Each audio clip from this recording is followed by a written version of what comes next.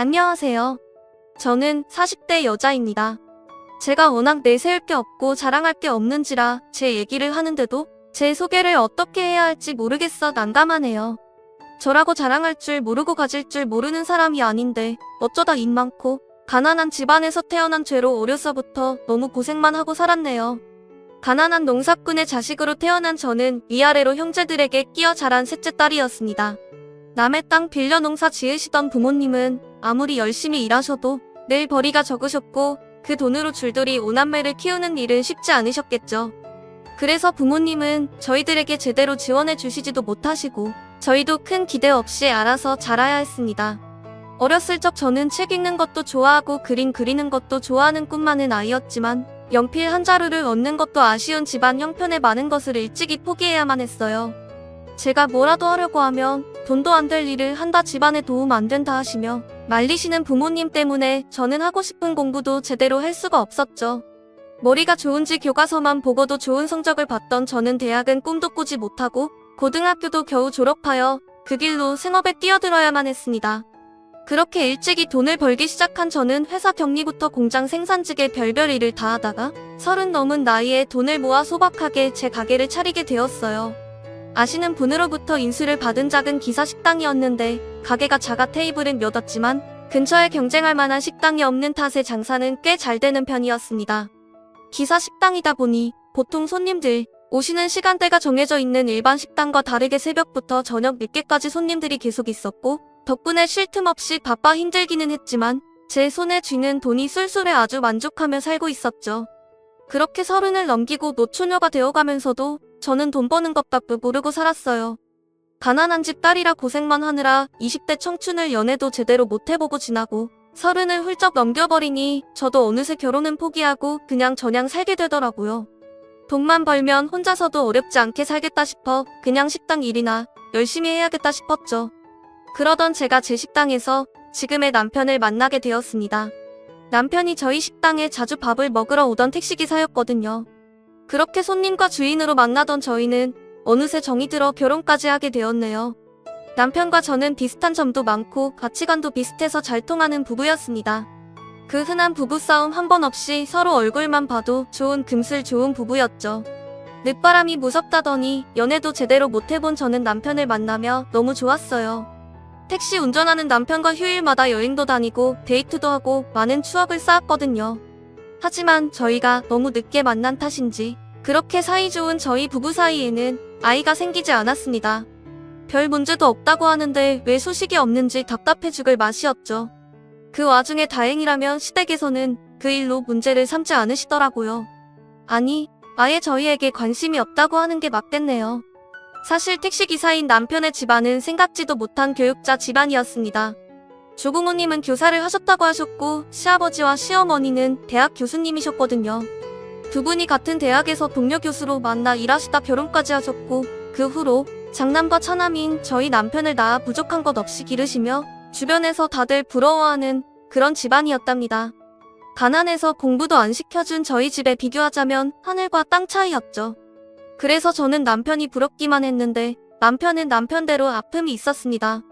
아무래도 부모님 두 분 다 교수님이시다 보니 그만큼 자식들에게 거는 기대가 컸던 거죠. 하지만 저희 남편은 그 기대에 부응을 하지 못했다네요.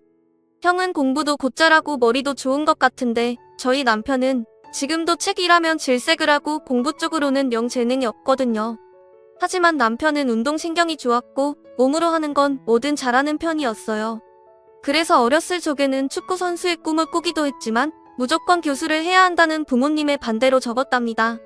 그렇다고 맞지 않는 공부가 시킨다고 될 일도 아니고 결국 지방대를 겨우 졸업한 후로는 부모님 지원 없이 혼자 고생하며 지내야 했죠. 내놓은 자식이다 보니 금전적인 지원도 없었고 남편도 집안 눈치 보기 싫어 일찍 독립해서 혼자 벌어 살았답니다. 지방대라 그런지 취직도 안 되고 그러다 막노동도 하고 고생하다가 지금 하는 택시 운전을 시작했다고 들었어요. 남편이 운동 다음으로 좋아하던 게 운전이었거든요. 지금은 그나마 하고 싶은 일을 하고 살아 다행인가 싶기도 하지만 차라리 그때 시부모님이 운동선수를 하겠다는 꿈을 응원해 주셨으면 남편의 인생이 어땠을까 싶어 남편이 안쓰럽기도 했네요.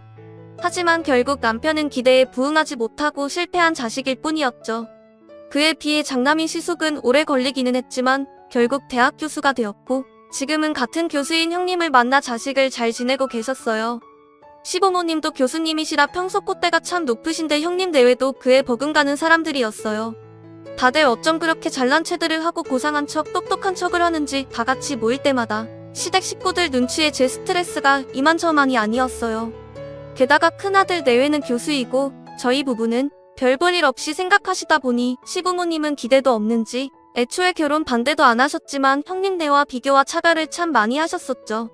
같은 자식인데 어쩜 이리 차별을 하실까 싶기도 했지만 오랫동안 당해온 남편이 별말 없이 참고 있으니 저도 참을 수밖에 없었습니다. 아무래도 남편은 워낙 어릴 적부터 형이랑 비교당하며 구박당하다 보니 이제는 그런 것들이 아무렇지 않은 듯 하더라고요. 그래도 제가 당할 때는 옆에서 늘 화내주고 제 편이 되어주는 그런 든든한 남편이었습니다. 하지만 남편이 그리 제 편을 들어줘봐야 남편 역시 구박대기 신세이다 보니 결국 저희 부부가 같이 구박 덩어리가 되곤 했네요. 그 집 식구들은 저희는 뭘 알겠냐며 대화에 끼워주지도 않고 저희 부부를 그냥 아무것도 모르는 팔푼이 취급했거든요. 무슨 얘기를 그렇게들 재미있게 하세요? 저희도 좀 끼워주시지. 우리가 무슨 얘기를 하면 알아들을 수는 있고 우리 지금 진지한 얘기를 하는 중이니까 동서는 가서 볼일 봐. 어차피 들어봤자 동서는 모를 텐데 재미도 없을 텐데 뭐하러 끼워? 저도 그런 쪽에 관심이 있어요. 뉴스도 꼬박꼬박 보고 신문도 매일 읽는 거려. 아유, 너는 참 미련한 소리를 한다. 신문, 뉴스 본다고 세상 만사를 다 알겠니? 내가 그걸 읽어서 제대로 이해나 하는지 모르겠구나. 아무튼 너 말 보탤 자리 아니니까 너는 가서 하던 일이나 마저 해라. 시아버지 목 타시니 가서 차랑 다과라도 좀 내오고 이런 걸 시키지 않아도 분위기 봐서 알아서 할 것이지 이런 센스도 없는 게 어디 끼어들겠다고 그래? 너무 그러지 마세요 어머니. 동서도 궁금했겠죠. 호기심을 갖는 건 좋은 거니 탓하실 필요는 없죠. 다만 동서도 얼른 자기 분수를 알아야 할 텐데 말이에요. 송충이는 솔잎을 먹고 살아야 하는 걸 모르면 꼭 탈이 나니까요. 식구들 다 모인 자리에서 입 한 번 못대게 하면서 자기들은 교수라고 저희 부부만 빼놓고 떠들어대고 무시하는데 그럴 때마다 어찌나 답답하고 한스러운지 대학 졸업장이 없다는 게 너무 서러웠습니다. 나도 한창 때는 공부 잘한다는 소리도 듣고 참고서 한 건 없이 만점 받아본 적도 있는 사람이었는데 그깟 대학 못 나왔다고 제가 하는 말은 다 무시당하니 기분이 좋지 않더라고요. 제가 돈이 없어서 대학은 못 나왔지만 머리가 나쁜 편은 아니었거든요. 어딜 가나 머리 좋다는 소리 듣고 제 스스로도 책 읽는 걸 좋아하고 지적 호기심이 많아서 어디 가서 무식하다 소리 들을 정도는 아니었어요. 저야 형님처럼 교수도 아니고 그런 사람들이랑 진지하게 말 섞어볼 일이 없어서 똑똑한 사람들 수준이 어느 정도인지 몰라도 TV에서 문제가 나와서 못 푸는 일은 거의 없었거든요. 제가 문제를 풀고 공부하는 게 좋아서 평소 퀴즈를 푸는 TV 프로그램은 빼놓지 않고 보는 편이었어요. 그래서 식당에서 문제 푸는 프로그램을 볼 때마다 손님들 앞에서 문제를 맞추곤 했는데 뱉는 족족 정답이었다 보니 손님들마저 저를 기인이라며 신기해할 정도였습니다. 한 손님은 제가 머리가 좋은 것 같다면서 그러지 말고 방송에 출연해보라고 등을 떠밀기도 했었죠.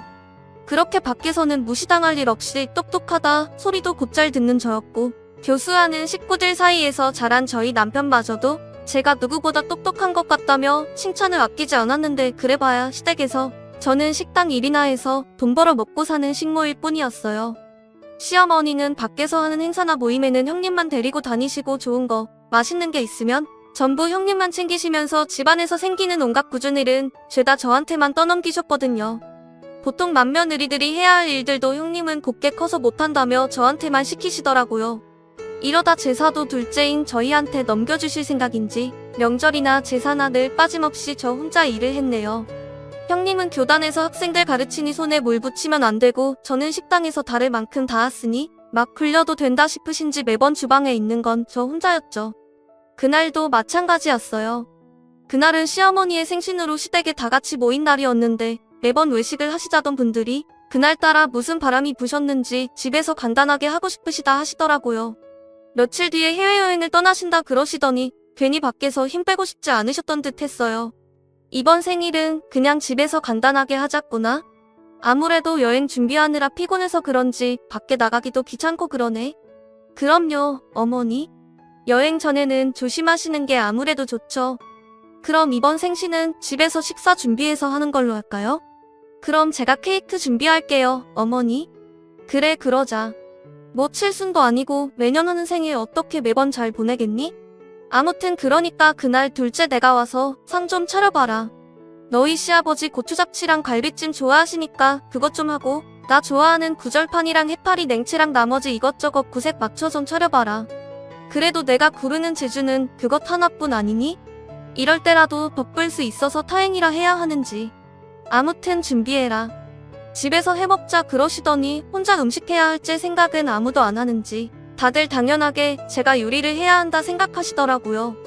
거기다 드시고 싶으시다는 음식들은 하나같이 손 많이 가는 힘든 음식들인데 그런다고 와서 도와주는 사람 하나 없으니 결국 그날 고생하는 사람은 저 하나였네요. 그나마 저희 남편이 저를 도와주겠다고 주방을 들락거렸는데 그마저도 시부모님 눈치에 제대로 돕지도 못했어요. 공부 못하는 둘째 아들 구박은 하시면서 그래도 아들이라고 주방 드나드는 거 싫어하시는 시어머니가 쓸데없는 짓 하지 말라며 못하게 하셨거든요. 그 바람에 결국 저 혼자 하루 종일 고생을 해야 했습니다. 시어머니 생신이라고 가게 문도 닫고 점심부터 장봐와서 음식을 만들다 보니 어느새 저녁이더라고요. 그 사이 저는 점심도 못 먹고 하루 종일 쫄쫄 굶으며 시어머니 생신상을 차려드렸죠. 그래도 시어머니 생신날이니 모처럼 효부 노릇한다 생각하며 참고했습니다. 이럴 때 아니면 저를 인정해주시는 날도 없으니 그나마 자신 있는 음식 솜씨로 칭찬이라도 듣고 싶었어요. 하지만 식사를 하는 내내 아무도 제게 수고했다는 말 한마디 없더라고요. 그동안 받은 무시가 있는데 저도 이제 와서 뭘 바라나 싶었죠. 그렇게 거나하게 한상 차려 시어머니 생신을 잘 보내고 저는 하루 종일 음식한다고 혼자 고생한 탓에 얼른 집으로 돌아가 쉬고 싶었지만 그럴 수가 없었습니다. 저녁 다 먹고 상 물리고 설거지하고 오니 남편은 시아버지와 시숙에게 붙잡혀 잔소리를 듣고 있고 그 사이 시어머니는 절 주방으로 다시 돌려보내 호식을 내오라 시키시더라고요. 남편을 보아하니 쉽게 풀려날 것 같지 않아 저는 다시 주방으로 들어가 과일과 떡을 내왔습니다. 그리고 다들 TV에 집중한 것을 보고 구석에서 잠시 눈을 피해 아픈 다리를 주무르며 겨우 한숨 돌리고 있었죠. 그때 TV에서는 한창 퀴즈 방송을 하고 있더라고요. 100명의 참가자가 나와서 최종 1인이 나올 때까지 겨루다가 마지막 한 명이 마지막 문제를 맞추면 우승하는 그런 퀴즈 프로였어요. 제가 평소 워낙 좋아하던 프로이다 보니 저도 모르게 TV를 열심히 보게 되었죠. 근데 저만 그걸 열심히 보는 게 아닌지 시어머니와 형님이 열심히 정답을 맞추고 계시더라고요. 저도 속으로 계속 문제를 풀고 있다 보니 그쪽으로 자연스럽게 관심이 쏠렸어요. 그런데 평소 저를 그렇게 똑똑한 척은 혼자 다 하던 형님과 제가 무식하고 못 배워먹었다 무시하시는 시어머니가 정답을 자꾸 틀리시는 겁니다. 처음에는 실수를 하셨나 싶었는데 문제가 계속 되는데도 죄다 틀리시더라고요. 제가 보기에는 어려운 문제도 아닌데 형님과 시어머니 두 분 중 아무도 못 맞추시는 게 너무 이상했어요. 교수라고 모든 걸 다 알아야 하는 법은 없다지만 그래도 박사 과정까지 밟으며 오랫동안 공부하셨다는 분들이 쉬운 문제인데도 틀리시는 걸 보니 순간 저도 모르게 웃음이 터져 나오더라고요. 딱히 비웃는다는 생각도 아니었는데 그냥 평소에 워낙 잘난 체 하시던 분들이 고전하시는 게 웃겼던 거죠. 시어머니는 제가 당신을 보고 웃은 것이 자존심이 무척 상하셨던지 그 좋은 날 제게 쌍욕까지 하시며 길길이 화를 내셨습니다. 시어머니가 지금 우리를 비웃은 거야? 지금 우리가 문제 틀렸다고 웃은 거 맞니 너? 이게 고졸 주제에 어디서 사람을 무시하고 비웃고 있어? 시어머니는 제가 당신을 보고 웃은 것이 자존심이 무척 상하셨던지 그 좋은 날 제게 쌍욕까지 하시며 길길이 화를 내셨습니다. 하지만 그걸로도 화가 풀리지 않았는지 냅다 제 뺨을 내리치시더라고요. 설마 그런 일로 얻어맞게 될 줄은 몰랐던 터라 맞은 저도 너무 놀라 가만히 있을 수밖에 없었어요. 그러다 맞은 뺨이 슬슬 부어오르고 아파오면서 정신이 차려지는데 순간 너무 화가 나서 미칠 것 같았습니다. 제가 그동안 별걸 다 보고 살았지만 설마 시어머니한테 맞게 될 줄은 몰랐는데 그것도 좀 무섭다고 이렇게 얻어맞다니 억울하더라고요. 지금 뭐 하신 거예요? 지금 저를 때리신 거예요? 왜? 한 대 가지고는 정신이 안 드냐? 지금 내가 맞았는지 어쨌는지도 몰라? 이게 무슨 짓이에요? 사람을 왜 때려요 때리기를? 이게 뭘 잘했다고 고함이야. 내가 왜 맞았는지 몰라?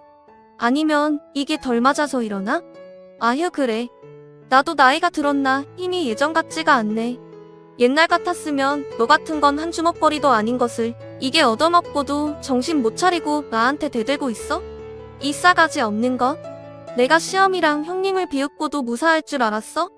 마음 같아서는 더 쥐어 패고 싶은 걸 겨우 참는 중이니까 그 입 다물어. 화가 난 제가 왜 때렸냐 따져 묻자. 시모는 어디서 대드냐며 길길이 날뛰며 더 화를 내더라고요. 제가 웬만한 잘못을 했다고 하더라도 시대가 어느 때인데 어디 며느리 얼굴을 때린답니까? 그리고 사람이 사람을 때렸으면 미안하다 사과를 해야 정상일 텐데 시모는 제게 사과는커녕 절 더 때려주지 못해서 아쉬울 따름이라며 적반하장으로 나왔습니다. 때린 사람이 성낸다는 옛말이 하나 틀린 게 없더라고요.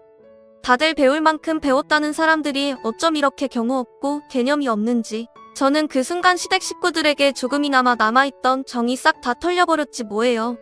제가 뭘 잘못했는데요? 제가 맞을 만큼 잘못했어요? 설령 뭔 잘못을 했더라도 왜 사람을 때려요?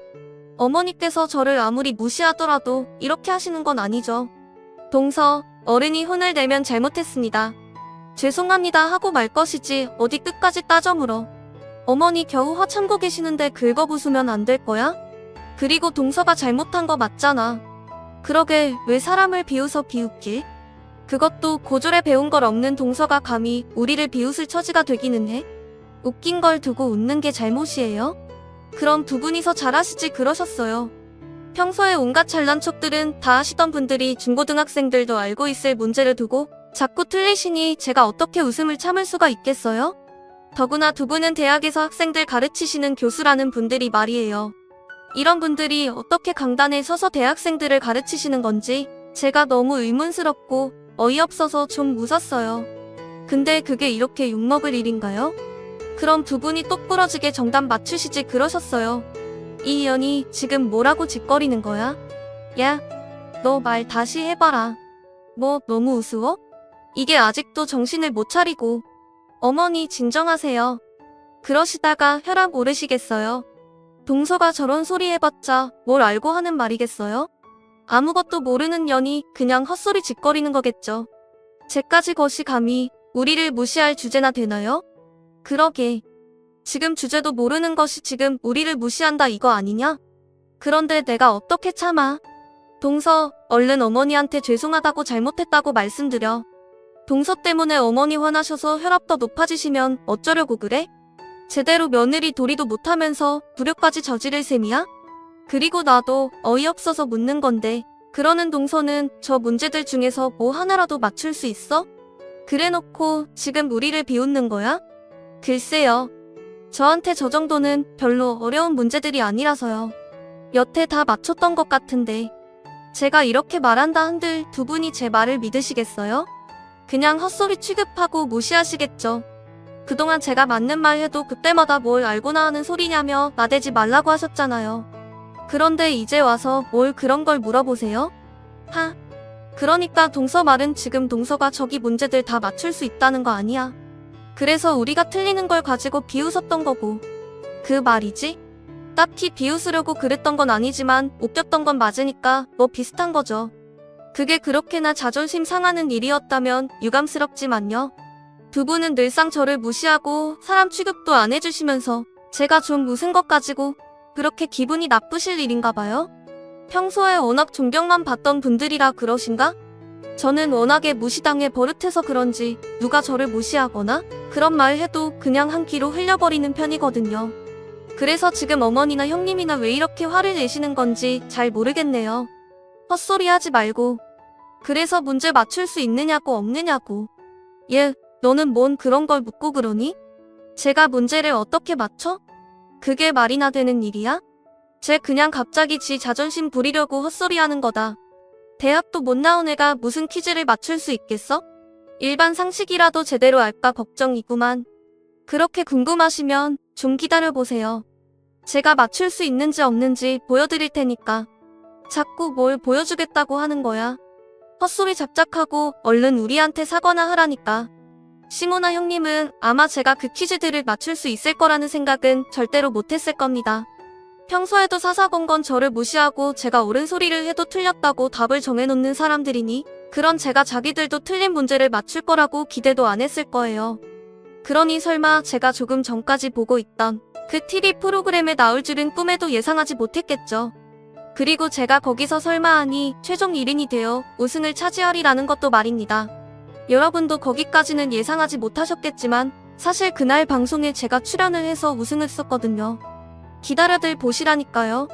어차피 제가 백날 천날 설명해봐야 믿을 생각도 없을 거고 저도 일일이 문제나 맞추고 제론 떨고 있을 바에 직접 한번 보여드리는 게 설명하는 것보다 나을 것 같아서. 그러니까 입 다물고 TV나 집중해서 보세요. 곧 나오니까.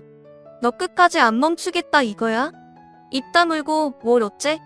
이게 아주 돌았다 하니까 실미한테 별 상스러운 소리를 다 해. 상스러운 소리는 지금 어머니가 하시는 거고요. 그리고 이제 와서 저한테 더 놀라거나 실망할 거리가 있기는 하세요? 애초에 저 같은 사람한테는 기대도 없으셨으면서. 아, 이제 곧 나오겠네요. 이제 곧 다른 사람들이 다 떨어지고 한 사람만 남거든요.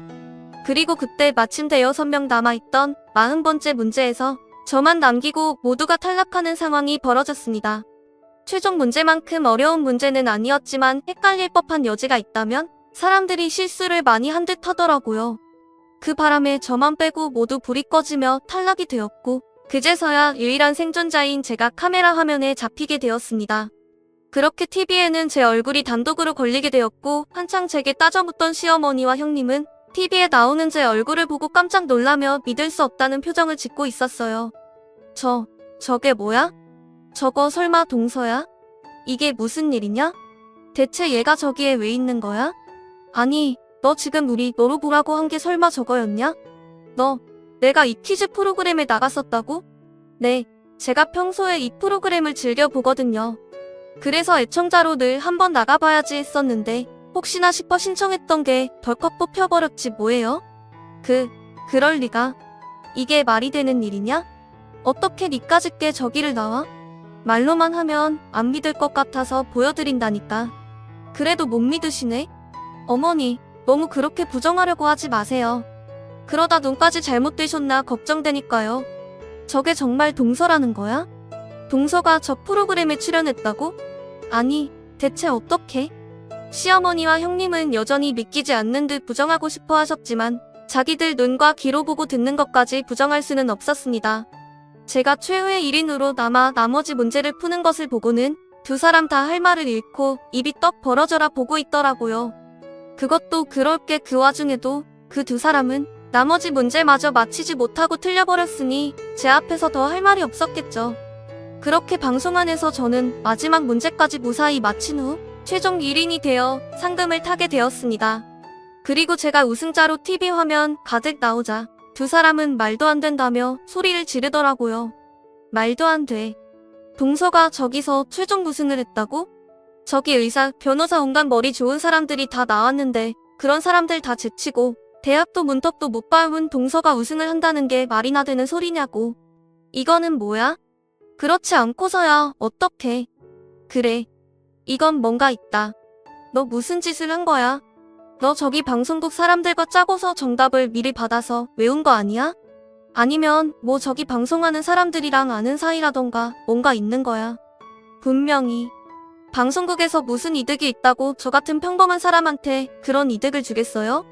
형님 말처럼 저기 나오는 사람들 변호사, 의사, 교사 난다 긴다 하는 사람들인데 그 사람들 두고 왜 괜히 저 같은 사람을 우승자로 뽑아서 좋은 일이 뭐가 있다고요? 제가 돈이 있어서 방송국에 로비를 한 것도 아니고 평생 굳은 일만 한 채가 방송국에 아는 사람이 있을 리도 없죠. 그리고 요즘이 어떤 세상인데 이런 데 나와서 짜고 치는 걸 보여주겠어요? 망할 생각 아니고서야. 저나 저기 있는 다른 사람들이나 전부 시험 봐서 통과해서 출연한 거예요. 뭐 퀴즈 몇 개 못 맞췄다고 세상 망하는 것도 아니고 똑똑한 다른 사람들은 방심했을 수도 있죠. 저는 워낙 문제 푸는 걸 좋아해서 끝까지 갔을 뿐이고요. 솔직히 여기 문제가 못 풀 정도로 어려운 건 아니잖아요? 책 좀 읽고 시사 상식만 가져도 할 수 있는 건데. 아, 근데 그 상식을 형님과 어머니께는 계속 틀리신 건가? 두 분 다른 공부라도 좀 하시는 게 어떻겠어요? 이러다 제 앞에서뿐만 아니라 학생들 앞에서까지 창피당하면 곤란하시잖아요. 그쵸?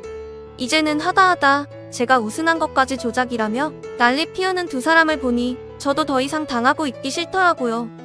퀴즈쇼에서 우승하면 더 이상 무시하지 않는 게 아니잖아요. 우승하면 더 이상 무시하지 않고 인정해주려나 했더니 그 사람들한테 저는 끝까지 모자란 고졸식물일 뿐이었습니다. 아무리 보여줘도 끝까지 무시하려고 그러는데 제가 그 사람들한테 열심히 설명하고 저를 내세워봐야 뭐 할까 싶더라고요. 그래서 저도 이제 더 이상 참고 싶지 않다고 생각하며 일부러 약 오르라고 더 말을 세게 내뱉었습니다. 평소 교수라는 타이틀에 목매는 두 사람에게 모욕적인 말이었죠. 이 년이 보자 하니까 정말 못하는 말이 없네. 그래서 내가 뭐 저기서 우승 좀 했다고 아주 잘난 것 같냐? 그래 봐야 내가 고졸인 건 안 변해. 내 말 맞다나 저기서 나오는 문제들이야 다 풀 수 있는 거고 우리가 실수했을 뿐이지. 너랑 우리 수준은 비교도 할 수 없는 정도라고? 어디서 감히 나를 무시해? 날 때부터 잘난 머리에 부족한 것 없이 태어난 내가 동서랑 같은 줄 알아? 내가 상급이면 너는 하급 중에서도 아주 바닥인 최하급인 거야. 사람이 주제를 알고 나대하지. 어디서 교수들한테 고졸이 입을 털어? 그러자 그게 기분이 너무 나빴던지 기어이 발악을 하더니 둘이서 저를 아주 잡아먹으려고 하더라고요. 시어머니는 분을 못 참고 얼굴이 시뻘개질 정도로 식신을 뱉었습니다.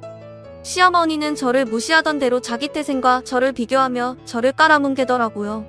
그런 취급이야 뭐 하루 이틀도 아니다 보니 그러려니 하는데 아까 제 뺨을 때린 시어머니가 이번에는 제 머리채를 잡으려고 하는 겁니다. 그러자 그때 저희 남편이 달려나와 시어머니를 거칠게 밀치며 저를 감싸주더라고요. 그 바람에 시어머니는 엉덩방아를 찍고 마셨죠. 시아버지와 시숙이 시어머니를 챙기시며 남편을 탓하셨지만 남편은 뚜껑이 열렸는지 화를 참지 않았습니다. 지금 다들 뭐 하는 짓이에요? 이 사람이 할 말 하는 것 같아서 그냥 두고 보려고 그랬더니 둘이서 아주 작정하고 달려드시네. 다들 사람 잡으려고 작정했어요? 이제는 너까지 나와서 거드는 거야? 내가 아니라 전현이 먼저 했어. 전현이. 저 망할년이 못 배워먹어서 그런지 위아래도 모르고 말이야. CM이고 형님이고 아주 시댁 식구들 찜쪄 먹으려고 이러는데 내가 어떻게 가만히 있어? 그만 좀 하시라고요? 저 사람이 뭘 얼마나 그렇게 잘못했겠어요. 잘못을 했으면 두 사람이 먼저 했겠죠? 제가 어머니를 몰라요? 형수를 몰라요? 두 사람이 평소에 저 사람한테 어떻게 하는지 내가 모르지를 않는데 근데도 뻔뻔하게 그런 소리를 해요? 그래서 지금 너도 제 편을 들겠다 이거냐? 이것들이 쌍으로 미쳤나? 뭘 잘못 먹기로도 한 거야 뭐야? 어디 애미 생일에 언성을 높이고 행패를 부려? 그러게. 저도 어머니 생신이라 겨우 참으려고 그랬던 건데 어머니도 생신이시면 눈치껏 좀 하시지 그러셨어요. 사람이 어디까지 참을 수 있나 시험해 보시는 거예요? 그게 아니고서야 어떻게 매번 이렇게 끝까지 이러시냐고요. 사람들이 어쩜 이렇게 못돼 먹고 사악해요. 이 사람이나 저나 똑같은 사람입니다. 이 집 식구들이고요. 근데 같은 가족을 그동안 그렇게 무시하고 괄시하는 게 그게 맞는 겁니까? 어머니 생일에 어떻게 언성을 높일 수 있냐고요? 그럼 어머니는 저를 아들로는 생각하신다는 말씀이세요? 뭐? 그럼 내가 우리 아들이지 누가 아들이야? 얘가 왜 갑자기 안 하던 짓을 하고 그래? 글쎄요. 제가 이 집 아들인지 늘 의문이었는데 이제는 정말 모르겠습니다. 제가 어머니 아들이면 저 사람은 어머니 며느리 아닙니까? 근데 어머니는 저 사람 한 번이라도 며느리로 인정하신 적 있으세요? 한 번이라도 자식으로 품어주신 적 있으시냐고요? 저요? 그동안 이 집에서 홀대당하고 무시당하는 거 다 참았어요. 어렸을 적부터 어린아이가 이렇게 어린아이를 키우고 어렸을 적부터 어머니가 형들이랑 저 퇴방하고 저만 내놓은 자식처럼 생각하시는 거 아는데도 그게 다 내가 모자란 탓이겠거니 내가 공부를 못해서 내가 부모님 기대에 부응하지 못해서 그런 거라 다 내 죄다 하고 불평 없이 살았어요. 이 집에서 남보다 못한 대접 받으면서도 그래도 핏줄이라고 참고 살았다고요. 근데 그렇다고 그게 저 사람한테까지 그래도 된다는 말로 아셨어요? 내가 못난 놈이면 내 마누라까지 이렇게 무시해도 된다고 생각하신 거냐고. 아무리 성에 안 차도 아무리 마음에 안 들어도 이러면 안 되지. 나한테는 그랬더라도 저 사람한테는 손대면 안 되는 거지. 나 지금 마음 같아서는 내 마누라 때린 당신 똑같이 때려주고 싶지만 그랬다가는 당신 애들과 똑같은 사람 될까 싶어 참는 거예요. 그러니까 다시 한번 내 마누라한테 손댔다가는 나 정말 이 집구석 다 때려 부수고 가만히 안 있을 겁니다. 이놈이 지금 뭐라고 하는 거냐? 너 지금 부모한테 그리 말한 거냐? 지금 낳아준 부모를 두고 그딴 소리를 하는 거냐고. 이놈이 폐륜을 부려도 정도가 있지. 어디서 그딴 말을 해. 너 얼른 엄마한테 사과해. 사과해야 할 건 내가 아니라 당신들이지. 범규 너 지금 무슨 짓 하는 거야? 어머니한테 얼른 사과드리지 않고. 어머니야, 나이 드셔서 정신이 오락가락 하시는지 모르겠다만 형도 말기 못 알아들어? 내가 지금 참고 있다고 말하지 않았어? 나 지금 마음 같아서는 형이랑 형수랑 둘 다 상모 잡고 돌리고 싶은 거 겨우 참고 있는 거야. 자식이야 타이러서 키운다고 하지만 다 자라서 만난 아내를 타이르는 게 아니지. 다 자라서 만난 아내를 타이르는 게 쉬운 일은 아니겠구나 싶어서 참는다고. 내가 그동안 형수한테 얼마나 쌓인 게 많은지 알아? 운 좋게 부잣집에서 태어나서 편히 공부하고 배울 만큼 배웠으면 부모한테 감사한 줄 알고 겸손하게 살아야지. 그깟 교수 자리가 뭐 얼마나 대단한 자리라고? 지가 뭔데 남을 개무시를 해? 나는 머리가 나쁜지 교수 부모 두고도 택시기사나 하는 놈이지만 저 사람은 달라. 저 사람은 돈만 있었으면 마음 편히 공부만 할 수 있었으면 누구보다 성공했을 사람이야. 부모 뺐덕에 교수 자리 겨우 얻어가지고 나불거리는 형수와는 차원이 다르다고. 나 참 기가 막혀서. 서방님 지금 말 다 했어요? 내가 뭐 어째? 그러는 나는 뭐 서방님한테 쌓인 게 없는 줄 알아요? 내가 그동안 택시 운전하는 서방님 때문에 얼마나 쪽팔렸는데 다들 교수하고 한 자리씩 하는데 혼자 택시 운전하고 그 처는 기사 식당하고 아주 부부가상으로 저급한 것 같아서 애초에 엮이고 싶지도 않았어요. 그런 주제에 어디서 수준은 우네? 예, 형수 의견 잘 들었습니다. 내가 봤을 때 형수는 뒤질 때까지 사람 안 변하겠다 싶네. 어린 학생들도 지적받으면 지가 뭘 잘못했는지 생각해 볼 텐데 나이 처먹을 만큼 처먹고서 반성이라고는 짓불하지 않고 있으니 내가 열을 내봐야 뭐하나 싶다. 들었지? 형수가 우리를 어떻게 생각하는지. 나는 이 집 인간들한테 19대접 못 받고 수준 이하라 엮이기 싫다니까? 우리 여기서 영 끊읍시다. 나도 남보다 못한 가족들이랑 엮이고 싶은 마음 없으니까. 앞으로 뒤질 때까지 서로 보지 말자고. 어머니, 아버지, 저 아직 화는 안 풀렸지만 그래도 인사는 하고 갈게요. 마지막으로 두 분 제절 받으세요. 남편은 그동안 쌓였던 게 많았는지 시댁 식구들에게 거친 말들을 쏟아냈습니다. 처음에는 이러다 사단이 나는 게 아닌가 싶어 걱정스러웠지만 제 대신 화내주는 남편의 모습을 보니 괜히 제가 다 통쾌해지더라고요.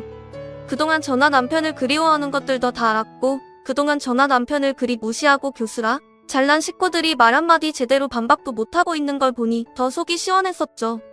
그러더니 남편이 시부모님 앞에서 2번 큰절을 하는 겁니다. 한국 사람들이라면 2번 절하는 게 무슨 의미인지 모르는 사람이 없겠죠. 시부모님께서도 그게 무슨 의미인지 아셨는지 남편의 절을 받고 뒷목을 잡으시더라고요. 이놈이 지금 내 앞에서 이딴 짓을 찰뚜. 내 놈이 기어이 우리 도로 일찍 죽으라 고사를 지내는구나. 이 베어먹지 못한 놈. 못 베어먹은 놈이 하는 짓에 뭐 그리 열을 내세요? 저한테 실망하신 게 하루 이틀도 아니실 텐데. 저는 그냥 장례식에 못 갈 것 같아서 미리 인사드리는 겁니다. 아무튼 저는 마지막 인사까지 했으니 이제 가볼게요. 돌아가실 때 연락 안 주셔도 되고요. 이 집 유산이니 뭐니 그딴 거 관심 없으니까 앞으로 이 집 아들은 장남 하나라 생각하고 남은 식구들 행복하게 사세요. 저는 저 사람이랑 단둘이 행복하게 살랍니다. 결국 남편은 시댁의 연을 끊쳐며 폭탄을 터뜨렸고 시부모님이 뭐라 말씀하시기도 전에 일방적인 통보를 하고 저를 데리고 그 집을 나와버렸습니다. 어차피 기대 없는 자식이라 이런다고 신경 쓰지 마세요. 그래도 자식이라 그런지 그 후로 시부모님께 몇 번 연락이 왔었는데 남편이 번호를 차단해버려서 연락이 되지 않자 시숙이 저한테 연락해서 남편을 달래보라고 하더라고요. 하지만 저까지 그 연락을 무시를 하자 몇 번 더 연락이 오더니 잠잠해졌습니다. 어차피 그 집에서 우리만 객식구였으니 저희 없다고 무슨 큰일이 있겠나 싶지만 저희는 그 집 식구들과 함께 살고 싶었습니다. 그 식구들을 보지 않아 좋았네요. 시댁과 연을 끊은 뒤로 저희 부부는 조금 더 안정적인 삶을 찾게 되었거든요. 그동안 아무리 서럽고 기막혀도 하나뿐인 부모이고 가족이고 그게 다 피로 엮인 천륜이라 생각해 끊어낼 생각도 못하고 지냈던 남편은 막상 연을 끊고 나니 그동안 미련스러웠다며 마음의 짐을 내려놓은 듯 마음이 가벼워 보였어요. 그리고 저한테도 자기 집 식구들 때문에 고생 많았다며 저를 몇 번이고 위로하더라고요. 저보다는 남편 마음 고생이 심했던 것을 알았기에 괜찮다고 말했지만 그런데도 미안한 마음이 가시지를 않는 건지 남편은 제게 큰 선물을 해주었습니다. 여보, 그동안 고생 많았어. 괜히 못난 나 만나서 변변히 잘해준 것도 없는데 마음 고생까지 하게 만들고 남편이랍시고 든든한 편도 못 대어주고 그딴 집구석 진작 인연 끊어버렸어야 하는데 그놈의 정이 뭔지 내가 괜한 당신만 고생시켰다. 부모 형제를 고를 수도 없는 거고 당신이야말로 수십 년간 그 집에서 천덕꾸러기 구박쟁이로 살면서 고생이 많았을 텐데 자꾸 당신 탓하지 말라니까 그러네. 나는 다 괜찮다니까 정말. 속상한 일이야. 물론 있었지만 참고 있었던 것만도 아니고 마지막에는 통쾌하게 한 방 쏘아 붙여줬잖아. 그리고 이제 안 보고 살 건데 더 말해서 뭐해? 그래, 당신 말대로 안 좋은 일 더 말해봐야 좋은 것도 없지만 그래도 그동안 당신이 그 집에서 얼마나 힘들고 어려웠는지 내가 너무 잘 아니까 그래서 내가 당신한테 꼭 보답하고 싶었어. 당신 하고 싶은 거 많고 배우고 싶은 것도 많은 사람이잖아. 그동안 남들 눈치 보느라 가족들 뒷바라지 하느라 못했던 거 이제라도 하라고. 내가 보내줄 테니까 당신 대학 가. 등록금은 내가 전부 마련할게. 뭐? 대학이라니 그게 무슨 말이야. 아니, 이 나이에 내가 무슨 대학이야. 그리고 등록금이 얼마나 비싼데. 아유, 됐어. 당신 나한테 미안해서 괜히 그러는 거면 그럴 필요 없어. 당신도 택시 보느라 힘든데 내가 그런 데다가 돈을 어떻게 써. 당신 남편 그렇게 무능한 사람 아니다. 돈이야 내가 더 열심히 해서 벌어오면 그만인 거고 내가 돈 쓸 구석이 달리 있는 것도 아니잖아. 이제 나는 신경 써야 할 가족도 더 없고 당신 하나뿐인데 내가 당신한테 뭔들 못해주겠어. 안 그래? 그러니까 당신은 걱정하지 말고 학교 다녀. 가서 해보고 싶었던 거 배우고 싶었던 거 다 배우고 안 풀어. 그래서 당신이 출세해서 말년에 나 호강시켜주던가. 요즘에는 늦게 배워서 교수하는 사람들도 많다고 하던데 이참에 대학 가서 박사과정 밟아보는 건 어때? 무슨 말도 안 되는 소리야. 이 나이에 대학 가라고 하는 것도 우스워 죽겠는데 내 주제에 교수는 무슨. 그런 건 말로도 상상이 안 되네. 당신 농담이 너무 과한 거 아니야? 과하기는 무슨. 솔직히 당신 실력이면 어려울 것도 없지 않겠어? 이렇게 좋은 머리 두고 주방에서 음식이나 하는 것도 재능 낭비인 거지. 그리고 그 집 구석 그런 인간들도 교수랍시고 애들을 가르치는데 당신이라면 더 잘하지 않겠어? 나는 당신이 뭐든지 할 수 있고 뭐든지 잘할 수 있을 거라고 생각해. 그러니까 앞으로는 남 눈치 보지 말고 당신 하고 싶은 거 다 해. 내가 뒷배 해줄 테니까. 남편이 자기가 노력하겠다며 제가 늦가기 공부를 시작하라고 하는데 그 말을 듣는데 무슨 말도 안 되는 소리인가 싶어 손사래를 쳤어요.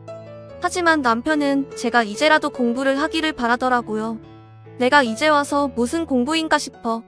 그리고 왠지 모를 서러움과 기쁨이 뒤엉켜 저는 결국 남편을 붙들고 한참 눈물을 흘릴 수밖에 없었어요. 남편의 말대로 저는 처음이자 마지막으로 저를 위한 욕심을 부려보기로 했습니다.